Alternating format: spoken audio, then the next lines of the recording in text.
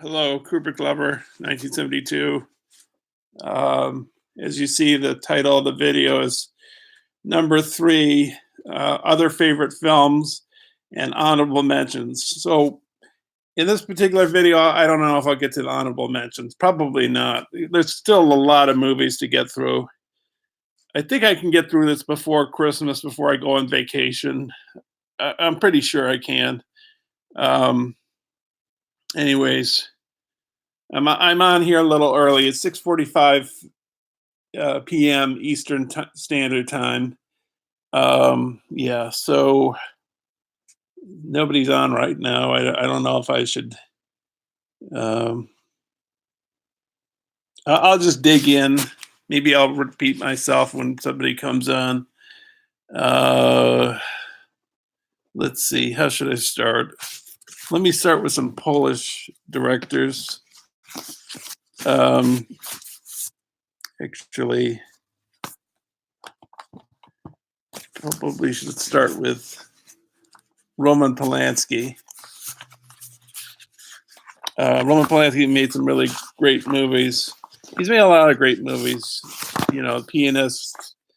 What else did he make? That's really Rosemary's Baby, Chinatown. But you know, my personal favorites of Roman Polanski are basically his first two, which is this is one of the best debut films I've ever seen. Knife in the Water. This disc is sort of similar to David Lynch. I think both Eraserhead and Mulholland Drive, which are both on Criterion. This is a Criterion, by the way.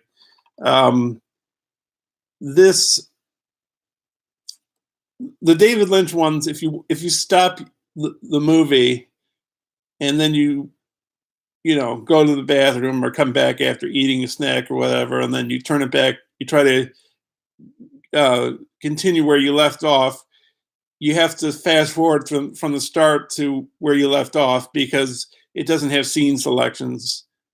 Pretty sure the Criterions don't.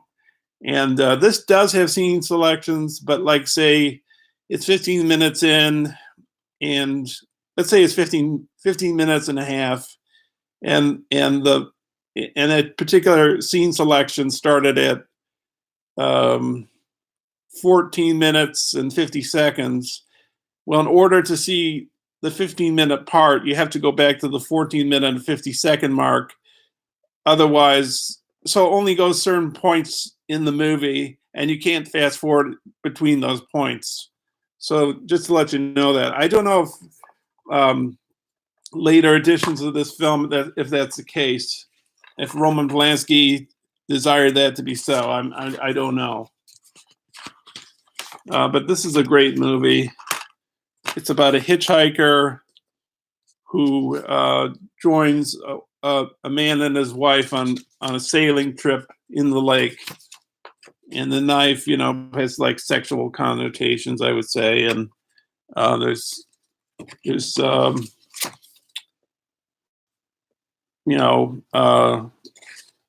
fight between, a vying for affection for the wife from the hitchhiker and the husband. And the husband's kind of, he's an older man, and the hitchhiker's a young guy, and the woman is kind of young. So anyways, that's a really good movie. And this time I remembered my water, so if I get hoarse, I can remember to drink some. Second film, I think I like it just as much as Repulsion by Polanski. It's a really good movie. This is a Criterion. I think you can jump around in this one, though. I think you can just go through different scenes or whatever. This crack in the wall is of particular importance to the film, to the plot, to the story. It's basically about this woman played by Catherine Deneuve, who's living in London, and she starts going nuts when her when her sister leaves the apartment that they share together, and it's just a great case of like what a psychotic person goes, sees in their mind. Um, I think I haven't listened to the commentary on Day of the Dead yet, but I think there's an homage to to Repulsion at the start of the Day of the Dead, with in the start of Day of the Dead with a woman, one of the main characters. She's sitting against a wall, and something happens. These hands come out of the wall, and that's the homage to Repulsion, and Repulsion's a great film. All right, so another Polish director I really like. Now, this is the Colors trilogy. This is another Criterion. I've got a lot of Criterions, so you'll probably see a lot of Criterions as I show you my favorite films. I do like blue. I like red. Red I like the least. Not that I don't like it, but of all the three, I like it the least. But blue is very good too with Juliette Binoche. Jean-Louis Trignett or whatever is in red, and Irene Jacobi or whatever, she was in Double Life of Veronique, and she's in red. But my personal favorite, this is one of my favorite films of all time, one of my favorite French-Polish films, White, about this guy who is forced to divorce his wife, and has to put up with, he figures a way to make things go his way. I won't say anything more.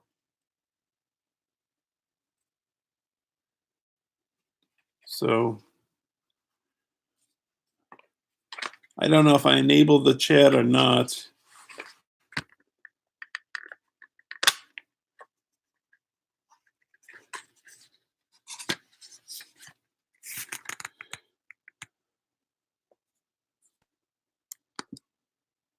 Okay. There's nobody here, but I just turned something on in the chat. So I guess I can regulate things on the chat if I want. I'll figure it out, I guess, as time goes by.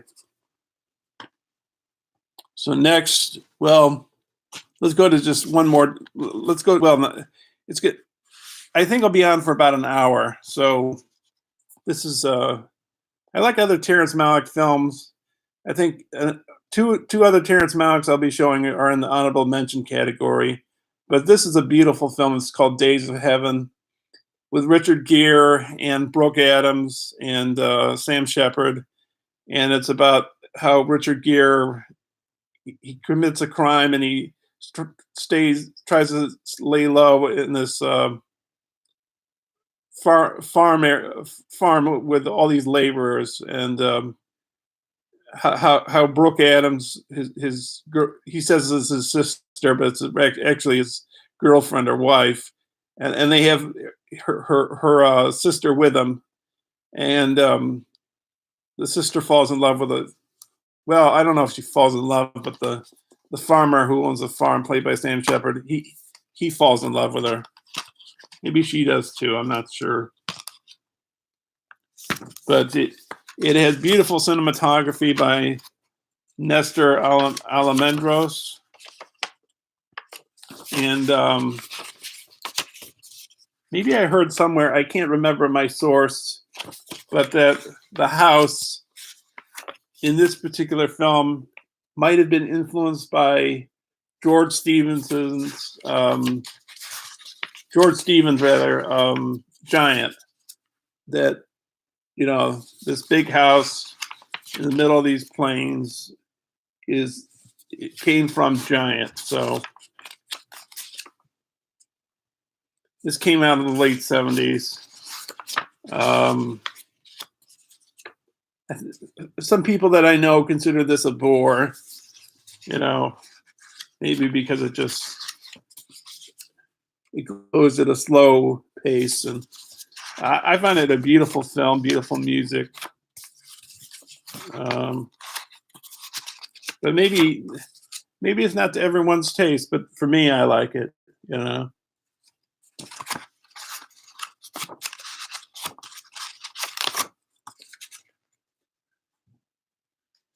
So yeah, that's Richard Gere there, I believe.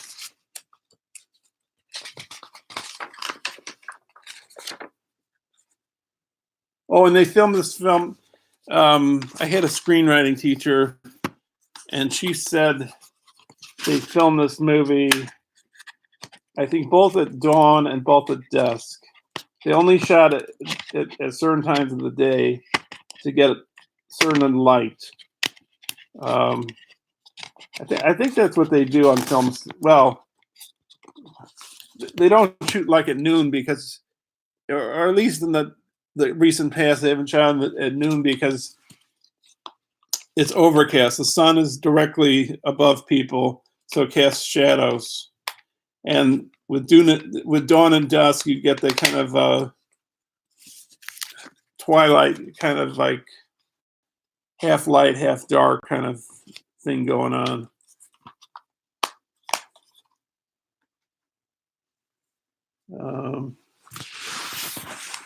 Put that there. Okay, so now, where should we go now?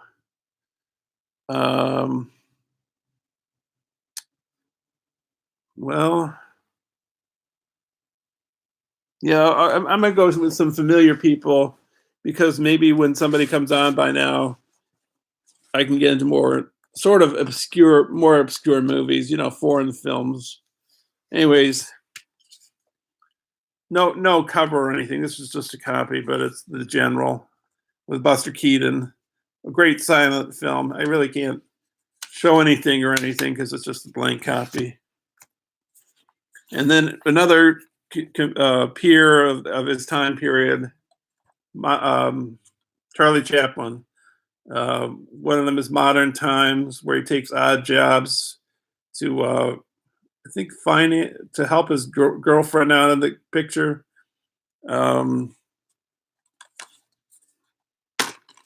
don't know. Chaplin has had a big impact on,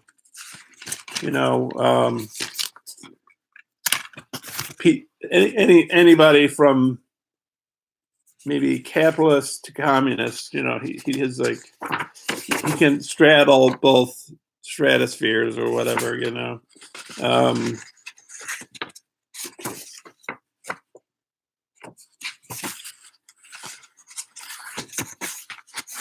Because like his films are kind of universal, and he was known for having young women as his co-stars. I have a whole bunch of Chaplin films I've yet to watch, like Monsieur Verdoux, or Monsieur, I don't know how to pronounce it, and Limelight. I have The Kid. Maybe that's the only ones I could. Maybe those are. Of course, there's the Gold Rush. Well, I'm going to show that next, the Gold Rush, but and The Great Dictator, which I've watched parts of.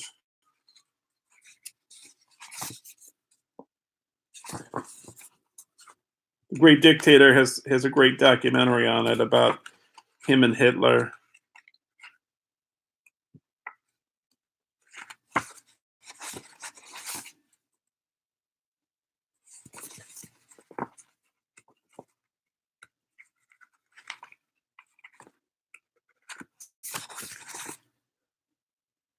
I don't know. Maybe in this particular case, I'm on too early.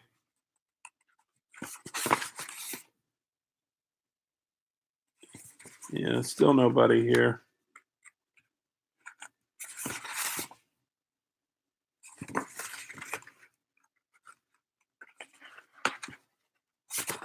I think this is Paulette Goddard that's in this.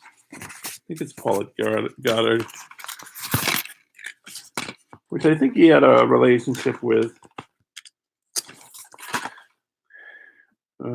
Yes, Paulette Goddard, yes. And then the other Chaplin film I like a lot is Gold Rush. I saw the first version of, somebody's on now. First version I saw of Gold Rush was on public television and it had a composed score. I found out later that Chaplin scored his own movies, and but the score I heard for that Gold Rush score was pretty good. I think I've only watched parts of this one, but one of these days I'll watch it again. It's a classic, you know. It's a tearjerker at the end. There's two different versions on this particular Criterion. Whoever was on got off, I think.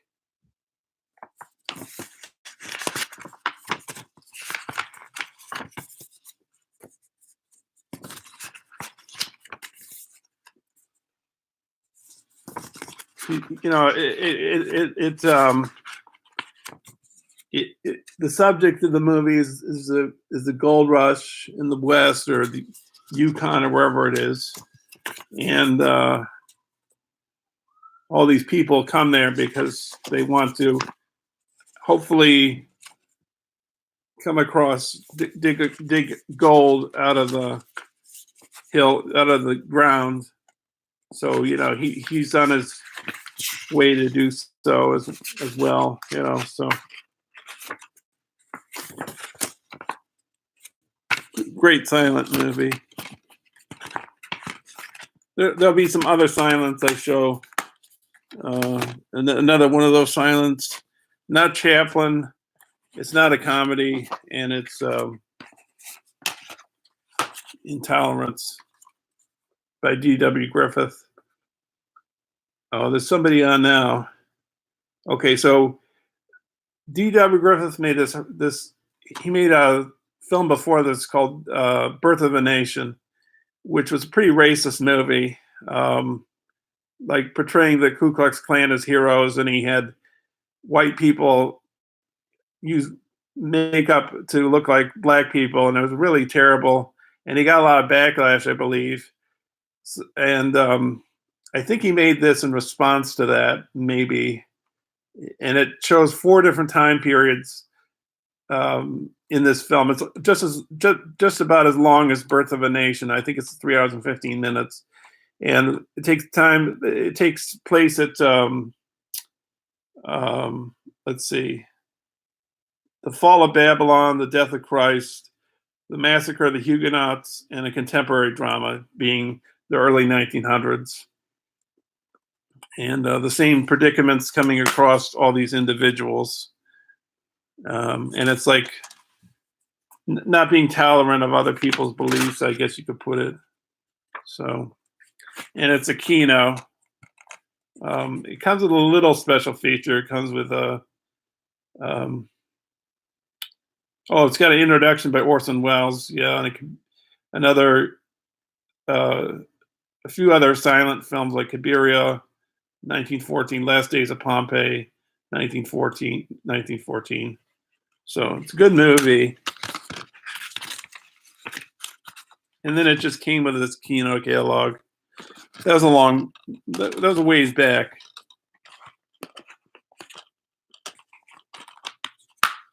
So that's that. So now, sort of stalling for time to see if more people will come on, because I have some foreign stuff to show, but I'm going to show another quote. Well, he's a British, but he's done a lot of American movies, and of course that would mean Hitchcock. The Birds is one of my favorite Hitchcock movies. I've got a great book on it. I've got these books written by the British Film Institute. They're these small books, you know, they're like that big. Wait a minute, like that big, and they're like 100 pages or so, or a little more, a little less. They have pictures from the movie, color pictures, and they have black and white pictures, and they compare it to a few other films that they show, and they take particular film and they take it a certain angle with each film and view it that way. And they've had authors. Well, the Camille Paglia, who's a professor, like a feminist professor, she wrote one about the birds, talking about Greek tragedy, and they've got others too. Another notable author they used was Salman Rushdie for Wizard of Oz, and you can find their books online. If you look on University of California Press, they used to sell them over here in the U.S. I don't think that's the case anymore. I think you had to buy them from Britain. I'm not quite sure on all that. I got a whole bunch of them. I think I showed them in one of my book collection videos a while back. Of course, another classic. My second favorite Hitchcock film, next to Psycho. I mean, next to Vertigo. Yeah. It's got some special features on it, about the making of the film. I can't remember how long that is. Maybe it's at least half an hour, or maybe it's more like an hour. And it's got storyboards of the shower scene and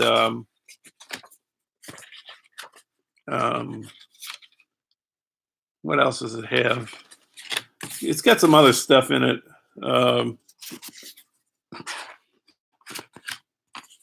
Trailers, I think. Drawings. Yeah, so everyone knows this one, Psycho. Another one he made that was pretty good was Rear Window with Jimmy Stewart and Grace Kelly. And it's about a man played by Jimmy Stewart, who is a photographer who, this is a Hitchcock's face, he becomes crippled from an accident he was involved with, and he thinks that something is happening across from his apartment and another guy's apartment, and that's what the film's about. It has some special features on here too. I think one's about the filmmaker. I mean, the screenwriter. I can't read all this, but I tried to, in my apartment, get more light so I could see better doing these videos, these streaming videos. I can't read it. I'll just skip ahead. I think this would be one of my favorites too. I've watched it several times. When I own video cassettes and I own less movies, I would tend to watch this a lot. This one a lot, and then I had it on DVD and I had some I think it was an hour-long documentary. But now this one has another thing added to it, plus a commentary by the screenwriter Ernest Lehman, and it's North by Northwest. Ernest Lehman wrote the screenplay for Sound of Music as well. And it's got a great score by Bernard Herrmann. So that's Hitchcock. And so now we're getting into foreign territory. We'll start with French movies first. This is from Bresson. It's called Pickpocket. The first film he made, I think this is his first film. He was 43 when he made this. So it's his first movie. He's a poet, I believe. He's dead now, but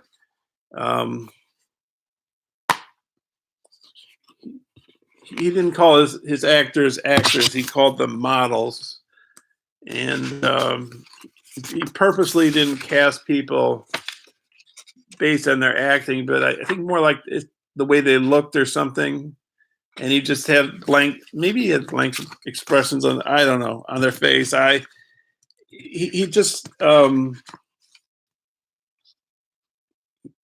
he wanted the actors to act a certain way or something. He didn't see cinema the same way as other filmmakers do.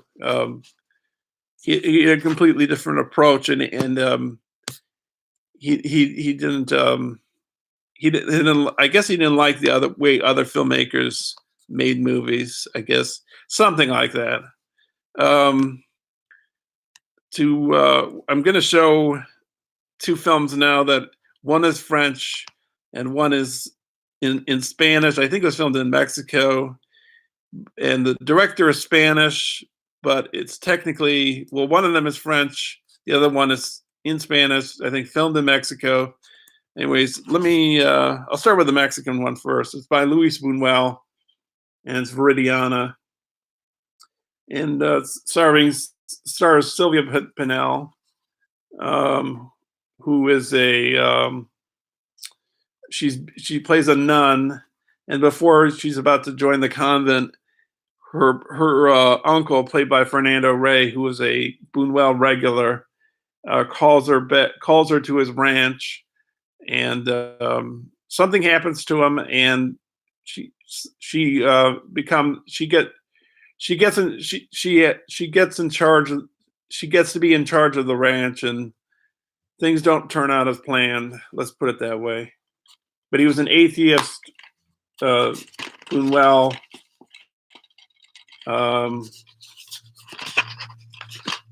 He's made some other great movies. I have another one of his that's in the honorable mention. Oh, and I think I have another film in my collection of his. I think I should include that one as honorable mention too. But that won't be in this video. That'll be probably in another video, because I'm already going I'm close to half an hour now. So I'm only going to be on another half an hour after that.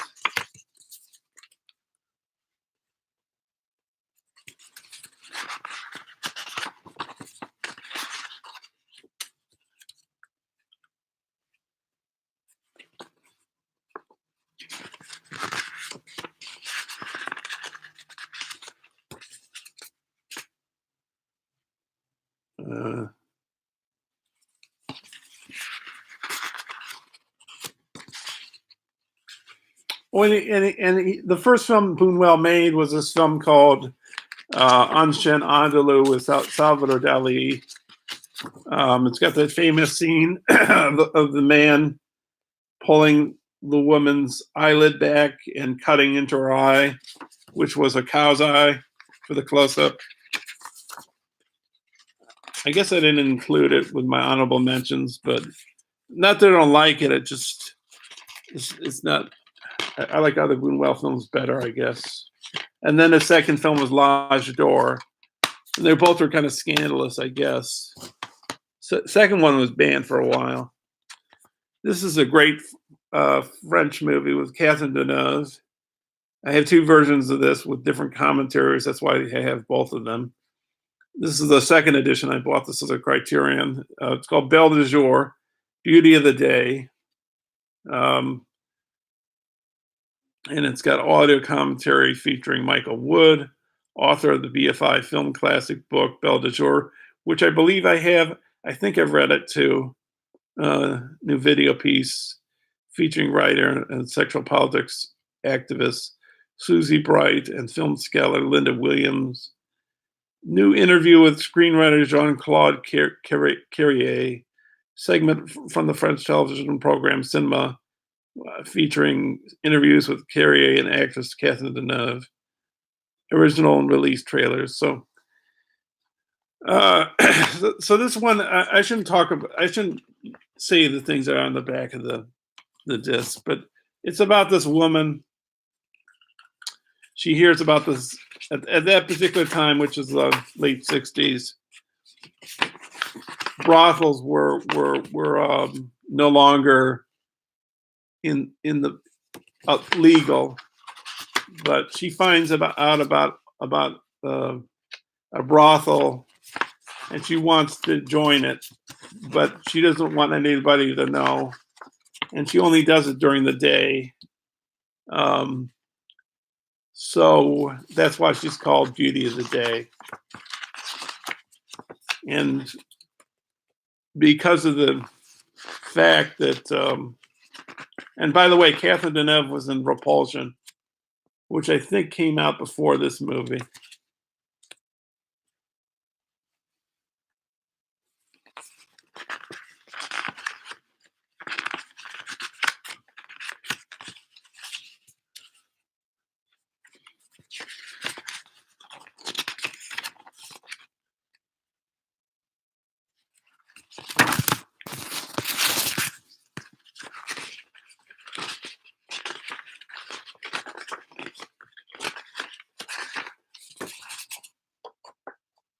Great movie.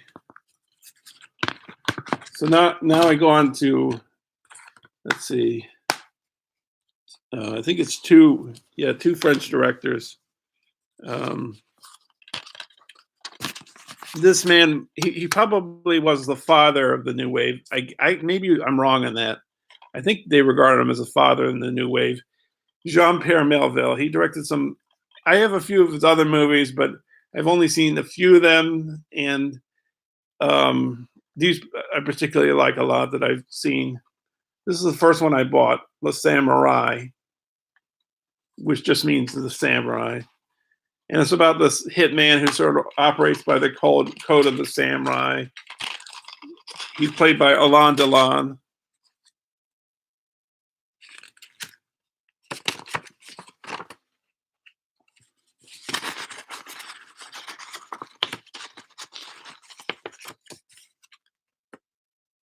I don't know if anybody else is going to join.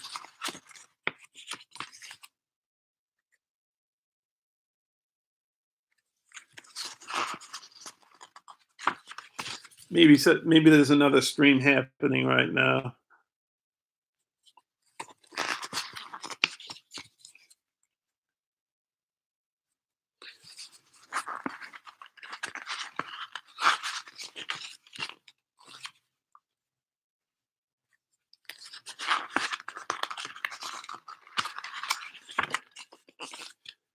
And his wife was in this film too, Alain Delon's wife.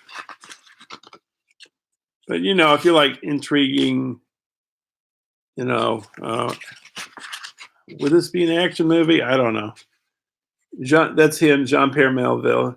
He had this insomnia, and he'd drive around Paris like late in the night, and his studio was burned down. He was like one of the first, like a Samuel Fuller guy, he had his own studio, or maybe Samuel Fuller had his own studio. They had control of their films, I believe. So that's the samurai. Then he made another movie. Now this one is kind of somebody else joined. I see. Oh hey, yeah. So Wolf. I'm doing French films right now, and before that I did some Hitchcock, some Chaplin, some Polish movies, one Terrence Malick. When I end the video, you can catch the other stuff, I guess, But so this particular Jean-Claude Melville film, it came out after Le Samurai. It came out in '69, and I can't. It was unreleased in the United States for 37 years before its triumphal theatrical debut in 2006. And I don't know the date on here, but maybe it was 2007. I don't know. The point is, it was made in '69. It wasn't released in the U.S. until 2006. It's got audio commentary. It's got. I'm not going to list all the stuff in the back. I mean, I guess you can look it up on Criterion's website, but Army of Shadows. And it's about the French resistance. But Melville was more of like a gangster. He was more into gangster films, and like they were gangster characters. And it was just, they used the French resistance and the Nazis as the backdrop for the film. And you got Simone Signoret in this. I don't know if I'm pronouncing her name correctly. Well, there's no artwork, so. And there's some other notable French actors in this. But this is a pretty cool movie. Let me see if I can. Let's see. Lino Ventura's one. Jean-Pierre Cassel. Yes. And of course, Simone Signoret and some others.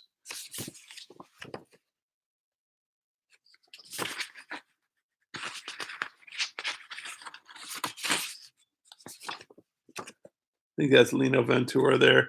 There's this great scene where the Nazis have got these people lined up against a wall, and they're gonna. Well, I don't want to get into it, but somebody's gonna. There's a few great scenes where they're running. I'm trying not to spoil it, you know. It's great. Got some great action scenes, but I can't highly recommend this enough. I said in last night's video that, you know, if you don't have the money to watch, oh, somebody else joined. If you don't have the money for these types of movies, if you can only borrow them at the library or through streaming, or if you can't access them at all, don't feel obligated to buy these at all. I'm just showing you my collection, you know, just, you don't have to, there's no need to buy it, you know. There's Melville right there.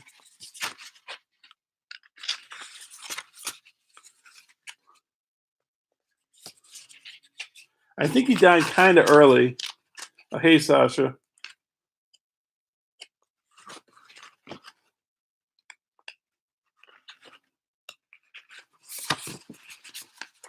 There's Melville again.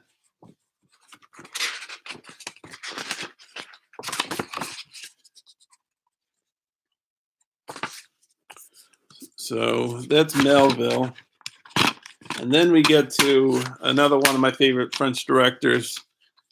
He was a contemporary of Truffaut, and I used to like Truffaut more. Well, I used to like Truffaut a lot, but I don't think I do as much.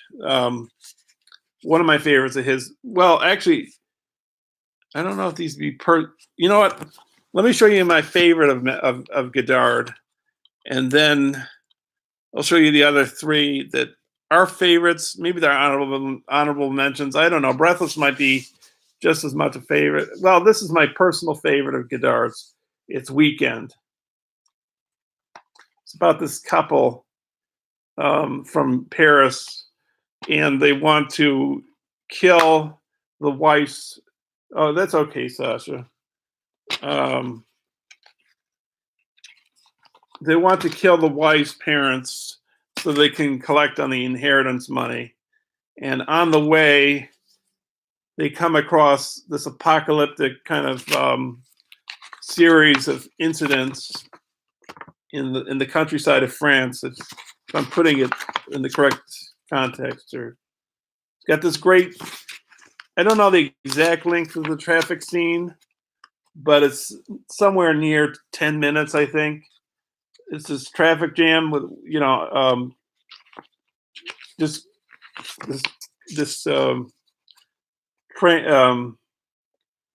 dolly shot that just goes on and on and on and on. And, you know, I think because magazine stocks of films were shorter in those days, he does this in the film of Godard, where he puts up lettering, sort of like, you know, like silent films did, you know, where they had lettering in between the pictures, and he does that here. And it's kind of a funny movie too. I talked with my friend about Godard. Is he being serious about, you know, things like Marxism, or is he just you know, pulling our leg or whatever? Maybe it's both. I think after Godard made this movie, I don't know if he really has made any significant movies since. I haven't seen Hail Mary, so I have no idea on that.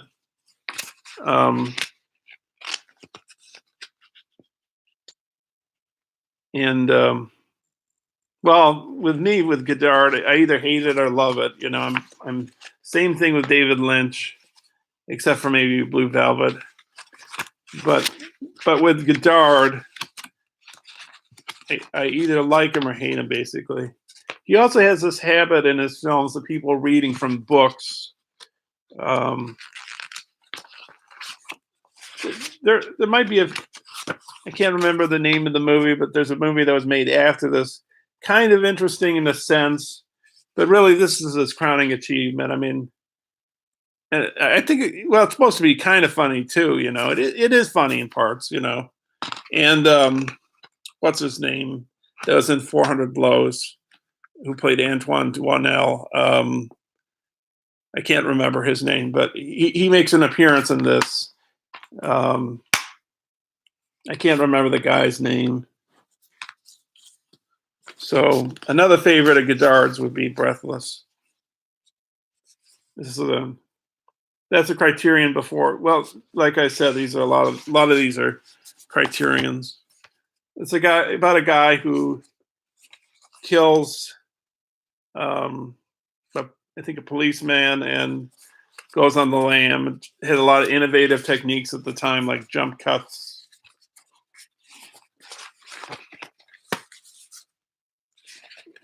Being shot out of a studio, just it's a very famous movie. So, another, and there's a few other movies of mine that I like a lot. That I like of Godard's a lot. Another one is well, doesn't matter which order I go. Band of Outsiders, which I think is called, well, it's called Band Apart, which is named at which Tarantino's production company is called. It's about these two young men. They want to get some money, and they use Anna Karina's. That's the name of the actress that plays their friend and person that they're going to steal money from her aunt, I think it is. And again, like Breathless, it plays with like a lot of conventions, just like a Weekend does.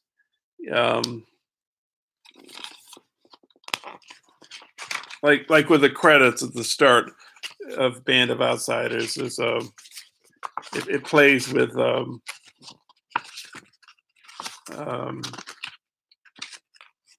think like there's a clip, not a clip, like a title that says, "Is this the last film of Godard's?" or whatever. That's the one which is the danceable. I'm not sure if that particular dance is the dance or not. I don't know. I'm not. I know I know the dancing they're talking. Well, I know the one from Pulp Fiction. I think with Uma Thurman and John Travolta. But this one they're like it's not the same kind of a dance. It's like they dance a different way. The Anna Karina and the two guys. Maybe that dance came from another film, because I think it does come from some movie. I don't know. Maybe it is Band Apart. And the last favorite of Godard's is Alphaville. There's not really anything in this, just the bare bones, just the movie. I don't even think it has a trailer. This is an old Criterion. The Alpha 60, I think it's called. Leo, yeah, John Pierre Leo, I believe, yeah, who was in Weekend. And so, anyways, Alphaville, it's a science fiction film, but it was shot in modern day Paris at the time, which is the 60s, I believe, when it was made.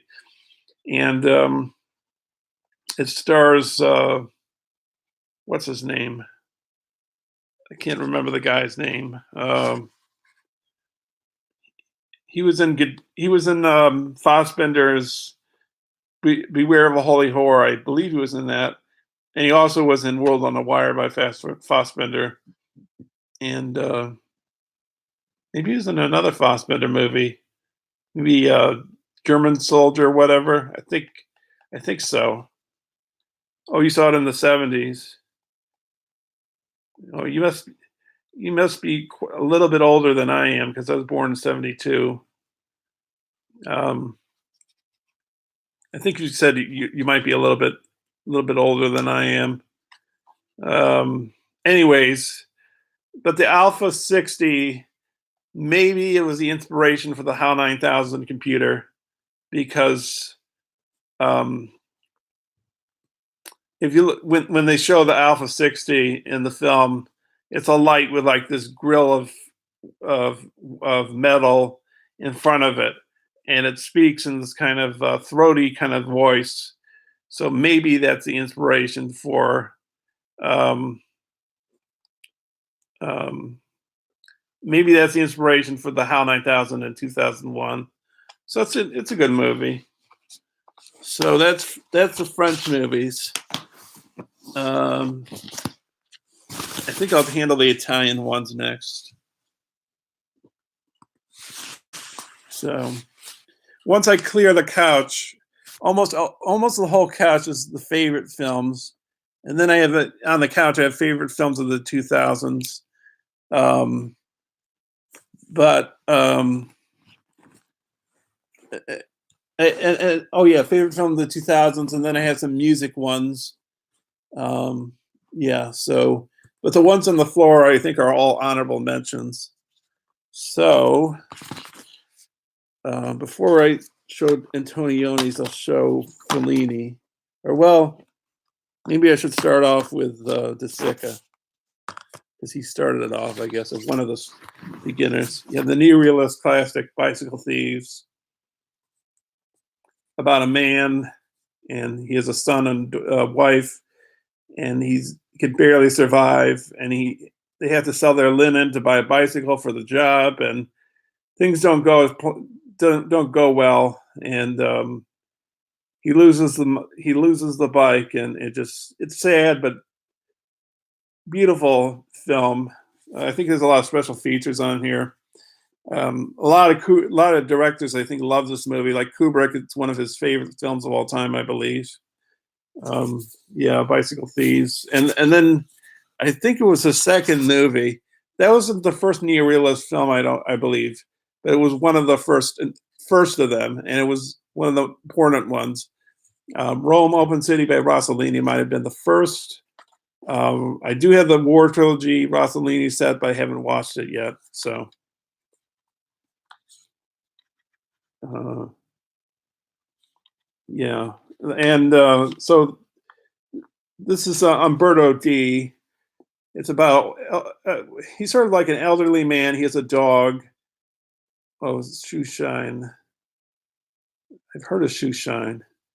Um, he has a dog, and his rent is being raised by his landlord, and I think she wants to cut a wall off of the apartment building so she can restructure the. Yeah, it's a sad movie.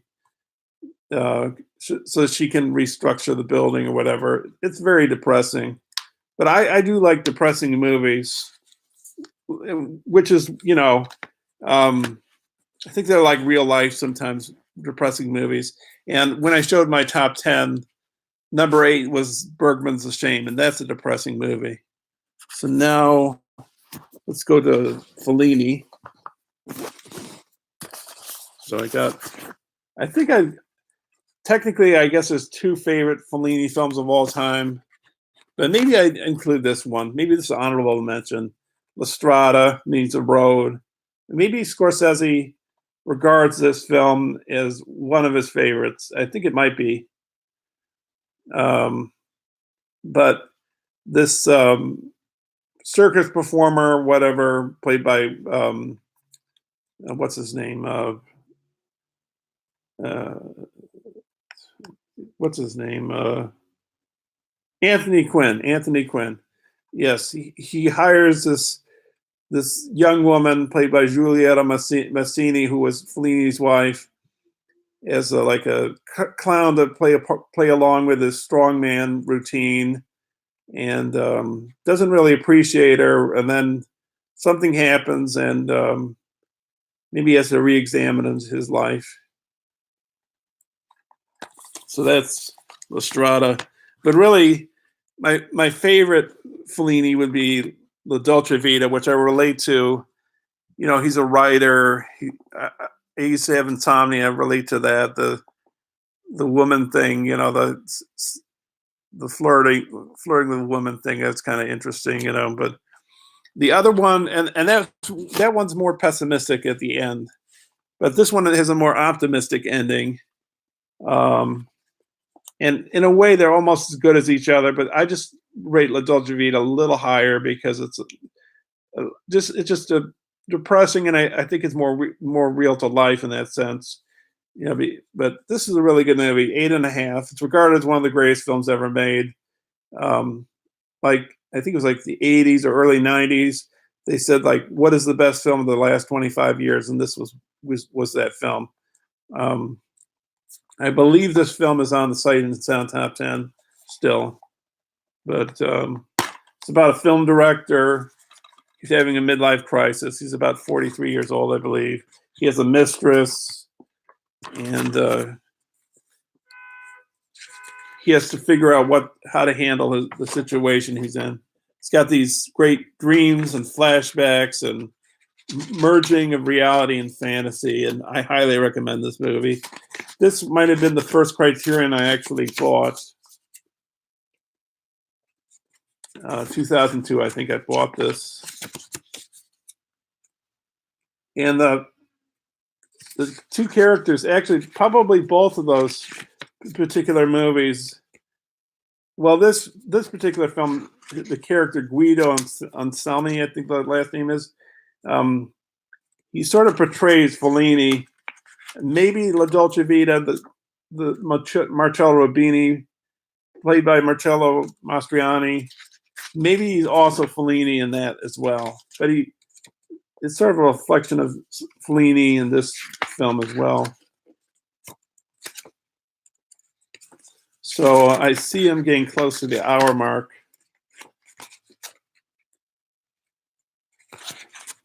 I was going to do some Bergman, but I might have to wait till the next stream.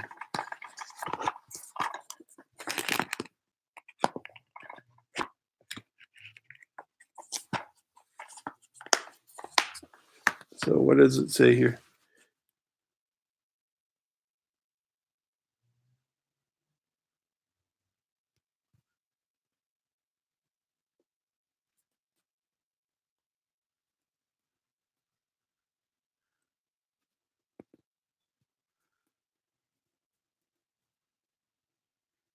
You need to get with what, oddly enough, Wolf? Very, very high on the rewatch list. I don't know if I understand entirely, but do you mean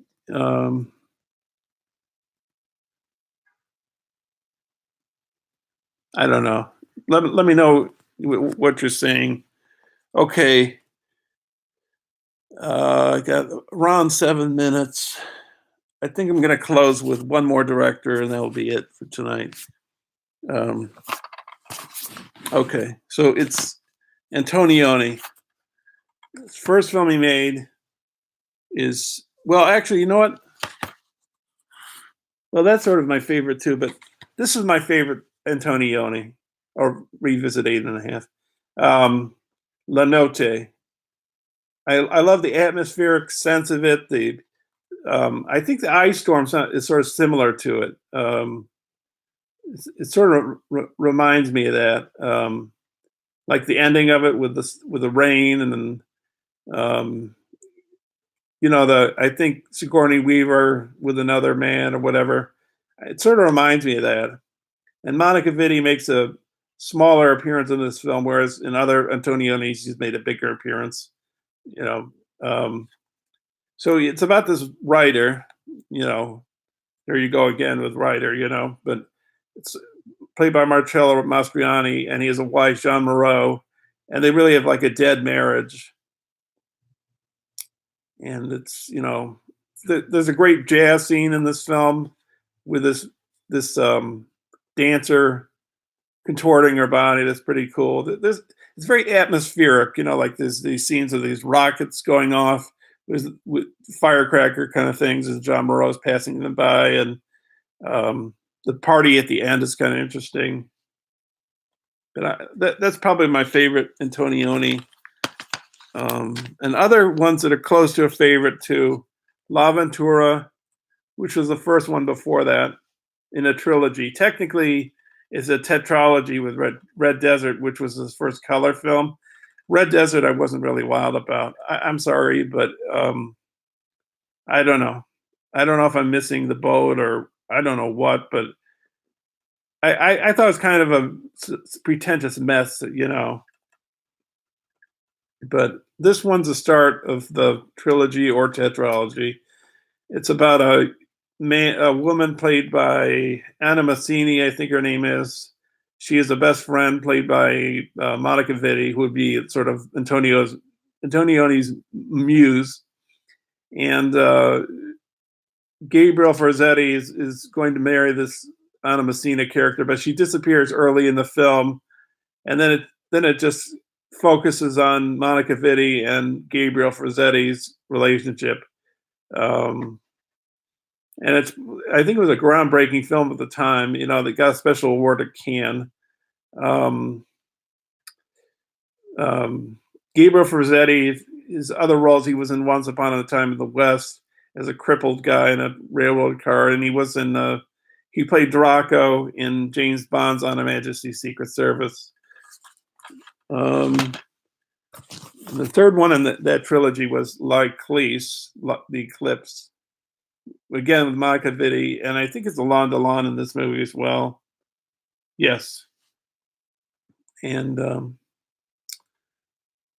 can't remember entirely the whole thing of this, but the ending is kind of interesting.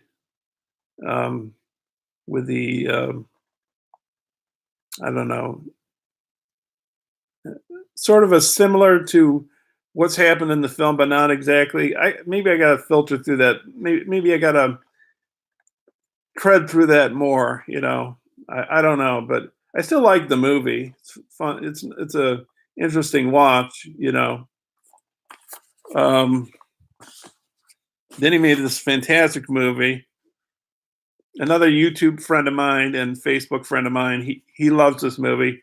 He says, I guess he says it's his favorite movie, even though it's in English. You know, his favorite foreign movie, he said. So, but it's Blow Up. And this is a great Criterion release of this. I mean, it's got talking about his artistic approach, um, with photography and art. You know, art.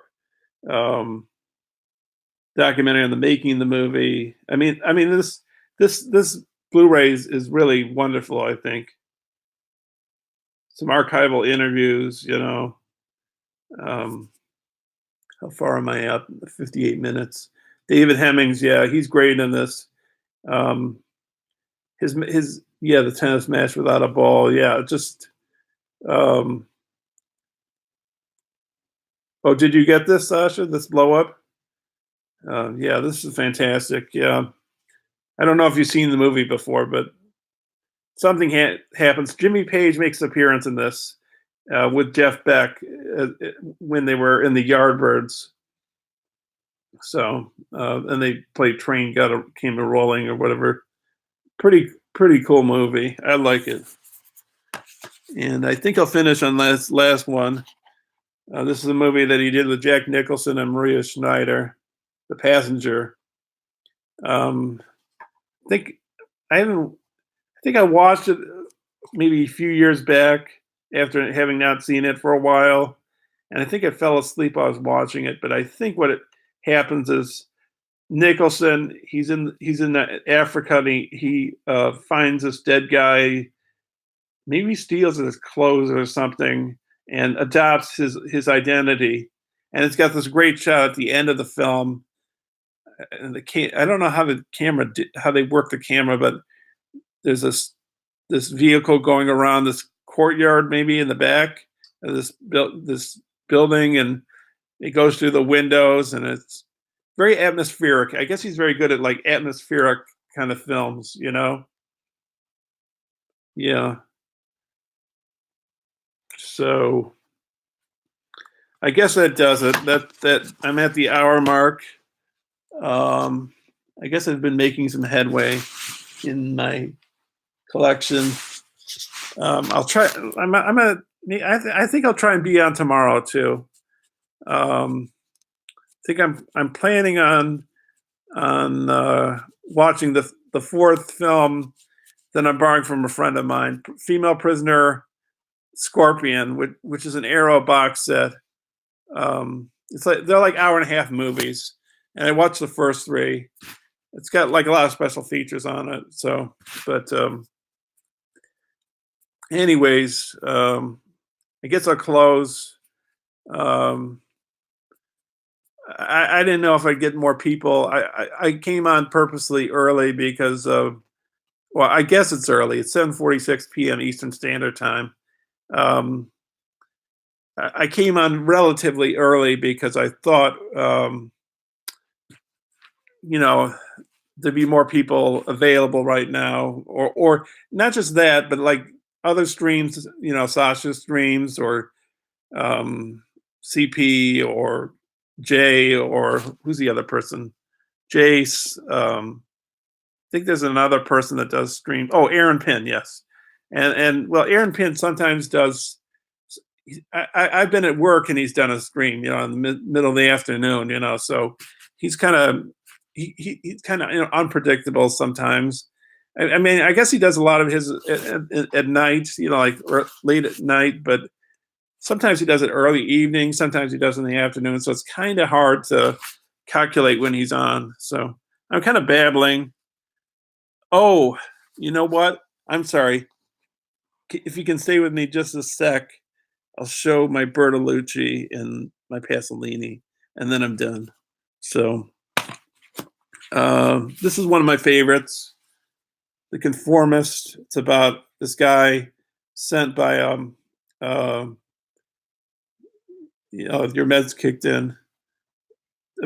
He's a maybe he's a bisexual, but he's definitely a homosexual. He's hired by the fascist party to kill his professor, who's anti-fascist, and he's exiled in France. And pretty good movie, excellent cinematography, photography by Vittorio Storaro, excellent score, excellent production design, great use of color. I mean, this is one of the most beautifully photographed films of all time. And then he made another film which won Best Picture in the 80s. I love this movie. I've watched it quite a few times. This is the 4 disc set. I don't know if the Blu-ray. Maybe there's 3 different versions of this, or maybe 4. Criterion-wise, there's these 2 DVD versions. This one is a 4-disc version. There's another version that is just 2 discs or 1 disc. I think it's 2, and that version is the theatrical one. This one is the theatrical and extended edition, plus all these special features. It would take a while to talk about. Maybe take somewhat a while, but moving movie, sad film. But I like sad movies, as I said before in the stream. And great score. I can't. Oh yeah, Kong Su, David Byrne, and Ruchi Sakamoto did the score. Ruchi Sakamoto is a pretty interesting guy. They did a documentary on him that I saw on Mubi that's pretty interesting. And Mubi itself did their own concert film of his where he was just playing experimental music. Pretty fascinating stuff, So let me speed up a bit. And then what's his name? Bertolucci. Maybe it'd be one of my favorites or honorable mention. Last Tango in Paris. A really good. Yeah, O'Toole's good in it. Yeah. The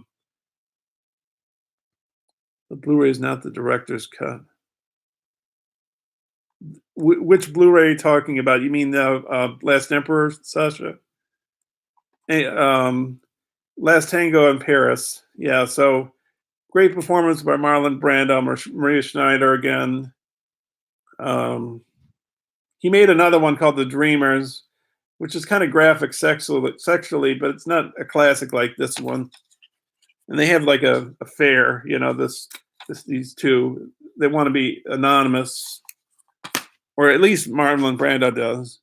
I love watching this one. This is the other Bertolucci I like, 1900, or called Novecento or whatever. It's about 5 hours and 15 minutes, and maybe it's a little, heavy for its own good. Maybe it's too spread out. Maybe it's too long. Um, I still don't mind that though, because I sort of like a long film, sort of, and I just like the epic nature of this film, and that the themes it brings up, and I think Bertolucci was a big Marxist communist kind of guy, and Depardieu represents the communists, as a peasant farmers who work on the land, and De Niro represents, the aristocrats, the capitalists, or whatever, and I think this, yeah. Oh, Morricone, yeah, he did a good score in that. You definitely, and then I definitely now will finish on the last movie. This is Pasolini. Very hard film to watch. I've only watched it once. It's called Salo, or the 120 Days of Sodom, and it's about these Italian politicians and military people taking these young people to this mansion during the last year, or the end of World War II, and subjecting them basically to unimaginable torture. And they this has been talked about some on the, like, Rogers channel, and maybe Sasha.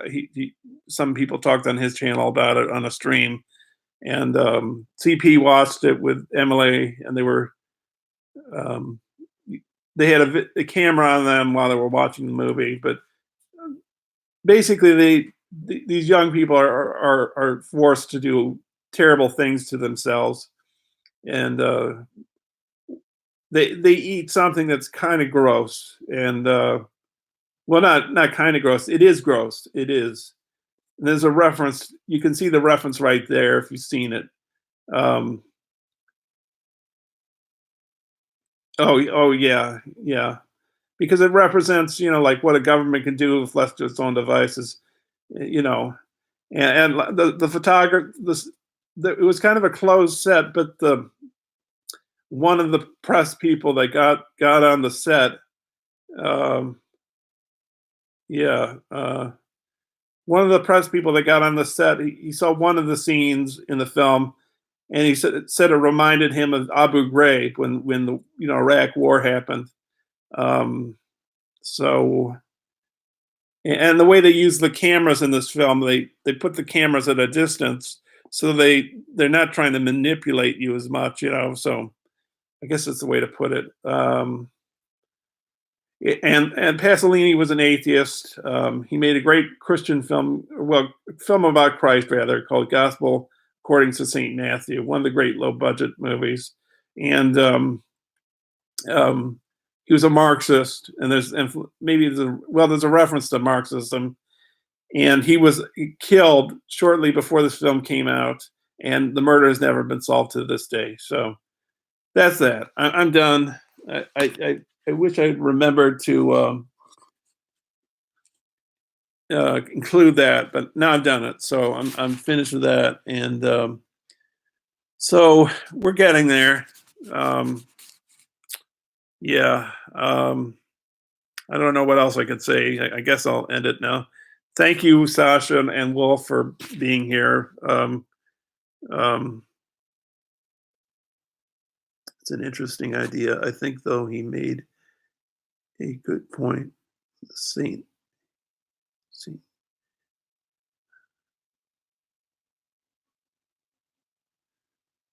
It's an interesting idea. I think, though, he made a big point of the saint. I don't follow, Wolf, what you mean exactly, what you just put. Um, I don't know. Oh, okay. Well, anyways, I'm gonna hang up. Thanks, Sasha and Wolf, for watching. And when this film is now on, when it gets on YouTube, thank you everybody else for watching. I'm gonna plan to be on here tomorrow, Friday. I think around this time period, Eastern Standard Time. I'm on right now about 7:56, so I'll probably be on maybe 6 o'clock, 7, 8, or something like that. Maybe, yeah, maybe something like that. So I guess that's it. So thanks for watching, and I'll see you in the close to near future. Okay, bye bye.